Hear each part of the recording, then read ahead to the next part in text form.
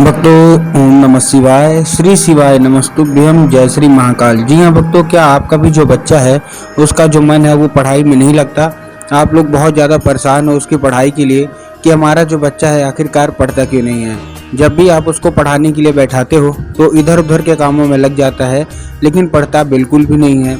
जितने भी माता पिता हैं वो बहुत ज़्यादा परेशान है अपने बच्चे की पढ़ाई को लेके कि आखिर हमारा जो बच्चा है वो पढ़ता क्यों नहीं है। जब भी आप उसको पढ़ाने में बैठाओगे तो कहीं खेलने चला जाएगा, कहीं घूमने चले जाएगा और पढ़ेगा बिल्कुल भी नहीं। आपने उसके पीछे क्या कुछ नहीं किया, आपने बहुत ज़्यादा उसके पीछे पैसा खर्च कर दिया, बहुत अच्छी उसको स्कूल में डाल के रखा है, बहुत अच्छा उसको कोचिंग ट्यूशन दे रहे हैं, हर एक चीज़ की सुख सुविधा दे रहे हैं, फिर भी जो आपका बच्चा है ना उसका जो मन है वो पढ़ाई में बिल्कुल भी नहीं लगता। तो ऐसे में कौन सा उपाय करें ताकि आपका जो बच्चा है वो अच्छे तरीके से पढ़े, अच्छे तरीके से नंबर लाए और हमेशा पास हो जाए। आज की इस वीडियो के माध्यम से हम आपको बताने वाले हैं कि आपको करना क्या है। अगर आपने आज का ये उपाय ध्यान से सुन के अच्छे से कर लिया तो अवश्य रूप से आपकी सारी की सारी जो भी इच्छा है, सारी की सारी जो भी मनोकामना है वो अवश्य रूप से पूरी होगी ही होगी। क्या करना है, कैसे करना है, पूरा आपको समझाने वाला हूँ, तो बस उपाय ध्यान से सुनिएगा, अच्छे से करिएगा। अगर आपने आज का ये उपाय ध्यान से सुन के अच्छे से कर लिया तो अवश्य रूप से आपका जो भी बच्चा है जिसका मन पढ़ाई में बिल्कुल भी नहीं लगता, अवश्य रूप से उसका जो मन है ना वो पढ़ाई की ओर आकर्षित होगा ही होगा और उसका जो मन है वो पढ़ाई की ओर लगेगा ही लगेगा। देखिए, पूज्य गुरुदेव की जो कथा होती है, जैसे कि आपको पता होगा कि पूज्य गुरुदेव की कथा में लाखों की भीड़ आती है। आप सबने देखा होगा कि पूज्य गुरुदेव की कथा में क्या होती है, लाखों की भीड़ आती है। तो अभी गुरुदेव की कथा चल रही थी, आज से 4-5 महीना पहले की बात है। गुरुदेव की कथा चल रही थी और गुरुदेव की कथा में लाखों की भीड़ आई। अब जब गुरुदेव की कथा में लाखों की भीड़ आई तो वहाँ ज़्यादातर जो भक्त थे उन्होंने क्या किया, पत्र के द्वारा, किसके द्वारा, पत्र के द्वारा अपनी मनोकामना गुरुदेव तक पहुँचाई। अब जब गुरुदेव के पास पत्र पहुँचा और गुरुदेव ने पत्र पढ़ा तो वहाँ गुरुदेव ने देखा कि ज़्यादातर जो भक्त है ना उनकी क्या है, केवल और केवल एक ही दो मनोकामना है। क्या मनोकामना है? जो जितने भी माता पिता थे कि गुरुदेव हमारा जो बच्चा है उसका जो मन है वो पढ़ाई में नहीं लगता, हम लोग बहुत ज़्यादा परेशान हैं उसकी पढ़ाई को लेके कि हमारा जो बच्चा है वो पढ़े, लेकिन फिर भी हमारे बच्चे का जो मन है, इच्छा है ना, वो पढ़ाई की ओर बिल्कुल भी नहीं लगता। कृपया करके कोई ऐसा उपाय बता दें ताकि हमारे बच्चे का जो मन है ना वो पढ़ाई की ओर लगे, पढ़ाई की ओर आकर्षित हो। हम लोग बहुत ही ज़्यादा परेशान हैं। जब गुरुदेव ने देखा तब गुरुदेव ने 2 से 3 उपाय बताए और कहा केवल और केवल ये उपाय कर लेना, तुम्हारा जो भी बच्चा है जिसका मन पढ़ाई में बिल्कुल भी नहीं लगता, अवश्य रूप से उसका जो मन है ना वो पढ़ाई की ओर आकर्षित होगा ही होगा और आपके बिना बोले वो पढ़ाई करेगा। जब गुरुदेव ने ये उपाय बताया तो लोगों ने जा जाके इस उपाय को घर में करना शुरू कर दिया।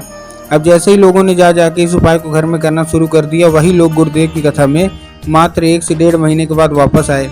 अब जब वही लोग गुरुदेव की कथा में वापस आए तो उन्होंने क्या किया, फिर से एक बार गुरुदेव को पत्र लिखा, लेकिन ये वाला जो पत्र था ये गुरुदेव को धन्यवाद के रूप में पत्र था कि गुरुदेव धन्य हो आपका, आपके द्वारा बताया गया उपाय हमने कर लिया है, हमारी सारी की सारी जो इच्छा थी, सारी की सारी जो मनोकामना थी ना वो पूरी हो गई है। क्यों? क्योंकि हमारा जो बच्चा था जिसका मन पढ़ाई में नहीं लगता था, अब वो बिना बोले बिना कुछ कहे पढ़ने लगा है। आपका कोटि कोटि धन्यवाद। तो देखिए, जो लोग भी मेरी आवाज़ सुन रहे हैं, अगर आपको भी जानना है कि आखिर ऐसा कौन सा उपाय है जिसको करने मात्र से जो बच्चे होते हैं वो मात्र 1 से 1.5 महीने के अंदर अच्छे से पढ़ाई करने लगते हैं, तो चलिए हम बताते हैं आपको आज की इस वीडियो के माध्यम से कि आपको करना क्या है, कैसे करना है, पूरा आपको ध्यान से समझना है, ठीक। लेकिन उससे पहले चैनल पे अगर पहली बार आए हैं और आवाज़ मेरी पहली बार सुन रहे हैं तो वीडियो कर दें लाइक और चैनल को भी कर लें सब्सक्राइब, ताकि पूजनीय पंडित प्रदीप जी मिश्रा के रोज़ नए नए उपाय जो कि मैं उनकी कथा से सुनता हूँ, श्रवण करता हूँ, सबसे पहले मैं आपको प्राप्त करा सकूँ, ठीक।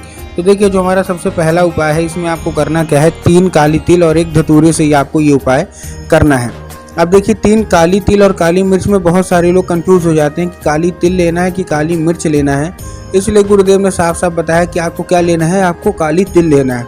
साथ में आपको 1 धतूरा चाहिए, ले लिया, अपने बच्चे के हाथ में दे के उसको भेज दीजिए सीधा सीधा शिव मंदिर।